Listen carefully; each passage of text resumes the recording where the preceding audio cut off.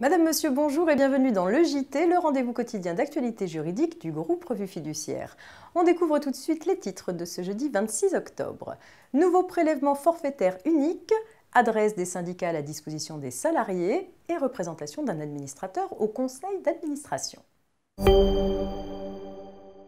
C'est une nouveauté qui ouvre ce JT. Actuellement, les revenus du capital sont taxés, comme les revenus du travail, au barème progressif de l'impôt sur le revenu.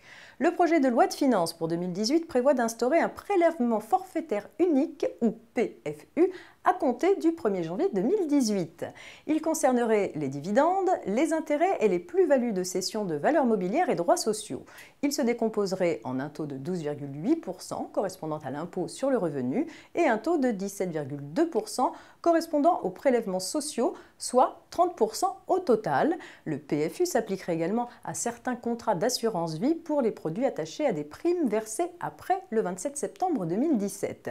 L'assiette du PFU serait constituée du montant brut des revenus. Il ne serait donc plus fait application de l'abattement de 40% sur les dividendes, ni des abattements pour durée de détention applicables aux gains de cession de valeurs mobilières. Les contribuables qui y ont intérêt conserveraient la possibilité d'opter pour l'assujettissement au barème de l'IR. Cette option annuelle et irrévocable porterait sur l'ensemble des revenus du capital et devrait être exercée lors du dépôt de la déclaration de revenus. On poursuit avec les adresses des syndicats à la disposition des salariés et cette précision. Depuis le 24 septembre 2017, l'employeur doit informer les salariés que les adresses des organisations syndicales de salariés représentatives dans la branche dont relève l'entreprise sont disponibles sur le site internet du ministère du Travail. Cette information doit intervenir chaque année et par tout moyen. L'employeur est libre d'utiliser le vecteur d'information le plus approprié, par exemple l'affichage, un message sur l'intranet, un mail, un courrier ou une annexe au bulletin de paye. Notons bien d'ailleurs qu'il s'agit d'indiquer au personnel la disponibilité des adresses sur le site du ministère et pas de donner directement les adresses des syndicats concernés. On termine ce JT par une question de représentation. Un administrateur sait à l'avance qu'il ne pourra pas participer au conseil d'administration durant plusieurs mois. Question: peut-il donner procuration à un autre administrateur de voter à sa place pour toutes les séances du conseil pendant ce délai?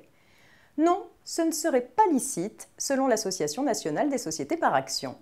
Cette solution découle de la lecture de l'article R 225-19 du Code de commerce qui stipule que, sauf convention contraire des statuts, un administrateur peut donner par écrit mandat à un autre administrateur de le représenter à une séance du conseil d'administration, pas à plusieurs, à une séance. En pratique, un mandat doit donc être donné à l'occasion de chaque séance du conseil, ce qui permet de s'assurer que l'administrateur empêché témoigne de son intérêt à exercer ses fonctions. C'est la fin de cette édition. Très bonne journée à tous et à demain.